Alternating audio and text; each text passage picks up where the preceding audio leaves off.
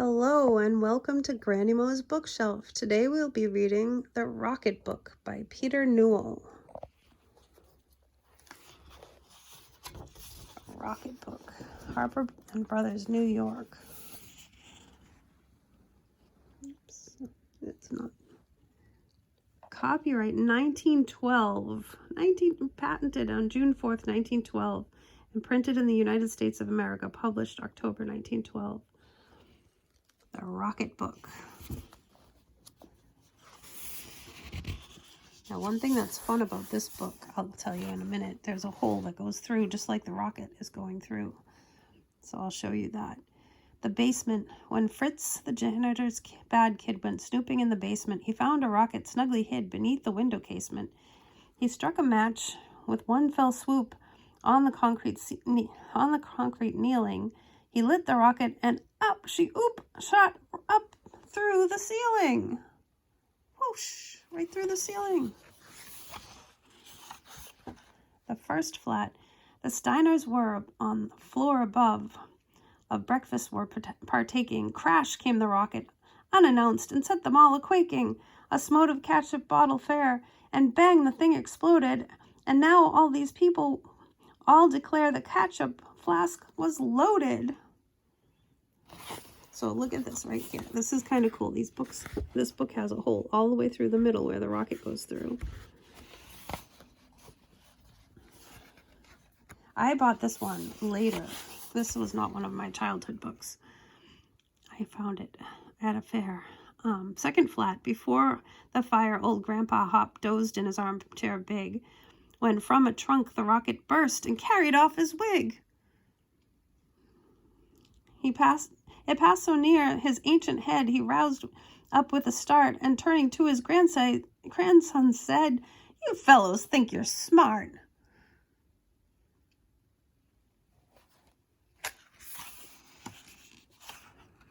The third flat. Algernon Brackett, somewhat rash, had blown a monster bubble, when, oh, there came a blinding flash, precipitating trouble. But Algie turned in mild disgust, and called to Mama Brackett, "Say, did you hear that bubble burst? It made an awful racket." And there's the hole, shooting up through the table. The fourth flat. Joe Budd, who'd brought a potted plant, was dousing it with water. He fancied that he'd make it grow, and Joseph loved to potter. Then through the pot the rocket shot. It made the scenes look sickly. "Well, now," said Joe, "I never thought that plant would shoot so quickly."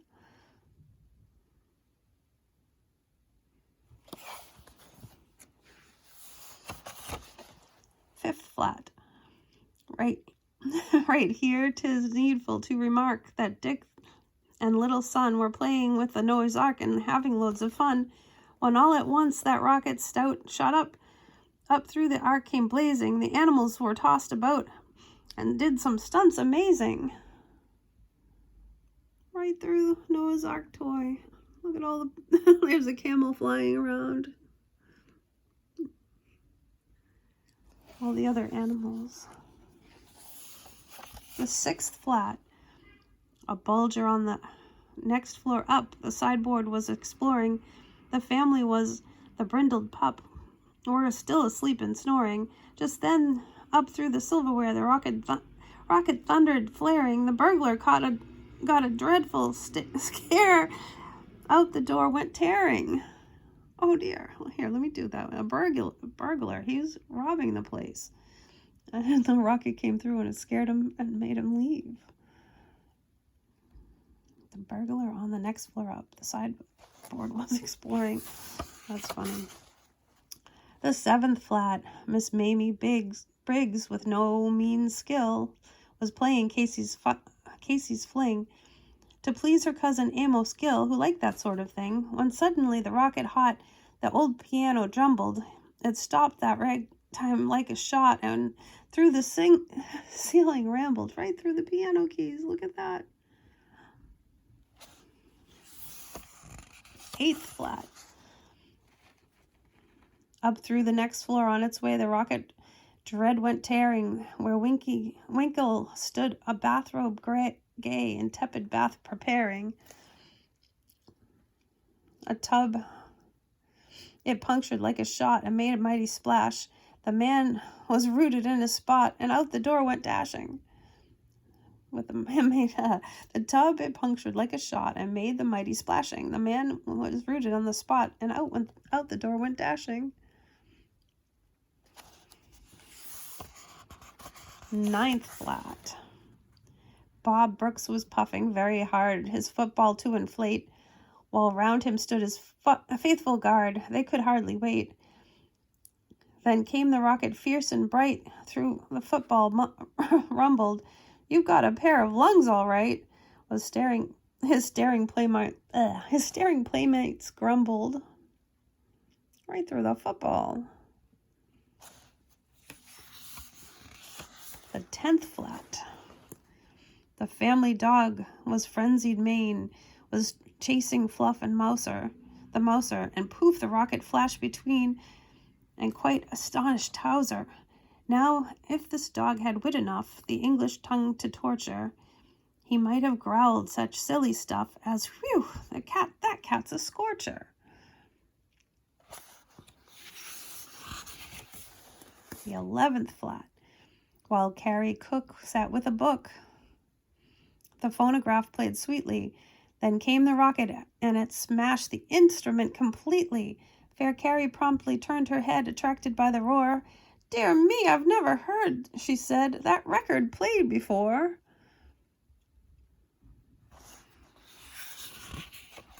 The 12th Flat. De Vere was searching for a match to light his cigarette, but failed to find one with dispatch, which threw him in a pet. Just then that rocket flared up bright before his face and crackled, supplying him the needed light. "Thanks awfully," he cackled.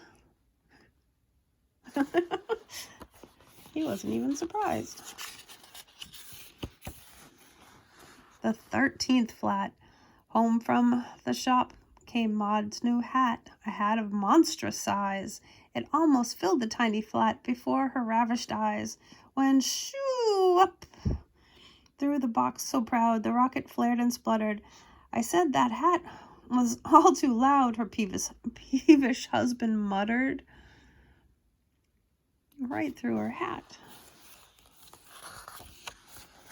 The 14th Flat. Tom's pap had helped him start his train, and all would have been fine had the rocket not, raising Cain, blocked traffic on the line. It blew the engine into scrap as if in a fit of passion. Who would have thought that toy, said Pap, would blow up in such a fashion?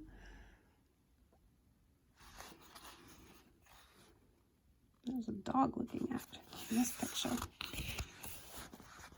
The 15th Flat.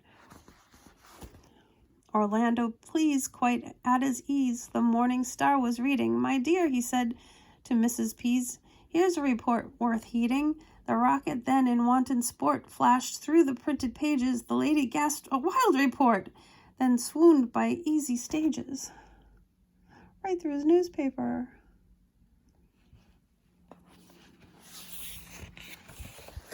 The 16th Flat. Doc Danby was a stupid guy, so lest he slept too late, he placed a tattoo clock nearby to waken him at 8. But the rocket smote the clock and smashed its way clean through it. "You have a fine alarm," said Doc, "but say, you overdo it." Right through the clock.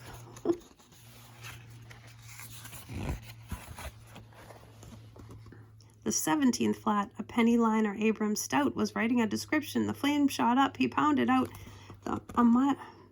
through a mile conniption. For though his Flemington there shied, a rocket hot and mystic, "I didn't mean to be," he cried, "so deuced realistic." Right through his typewriter. 18th Flat. Gus Gummer long had set his head upon some strange invention. "Be careful, Gus," his good wife said. "It might explode," I mentioned. Just then that pesky rocket flared and wrecked the Yankee notion. I feared as much, his wife declared, and then fainted from emotion. She just talked about it exploding, and then it went and it exploded. 19th Flat. While Bert was on his hobby horse and riding it like mad, the rocket on its fiery course upset the startled lad. The frightened pony plunged a lot, like fury playing tag. "Whoa, sport," said Bert. "Who would have thought you're such a fiery nag?" Right on his rocking horse and threw him off.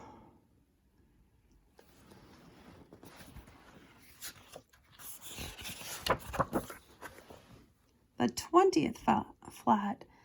A taxidermist piled his trade upon a walrus head. It really made him quite afraid to meet its stare so dread, when suddenly the rocket bright flared up and then was off. "Oh, Minnie," cried the man in fright, just to hear that walrus cough.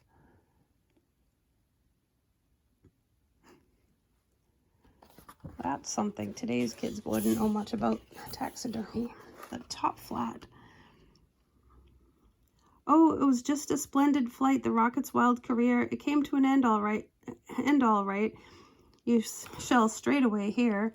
It plunged into a can of cream that Billy Bunk was freezing, and froze quite stiff, as it would seem, and so subsided wheezing." Oh, cyclone freezing. He's making ice cream. It went into the ice cream. The end. I hope you enjoyed that. That was the Rocket Book from 1912. Please like, share, subscribe, do the thing. Love you all. Take care.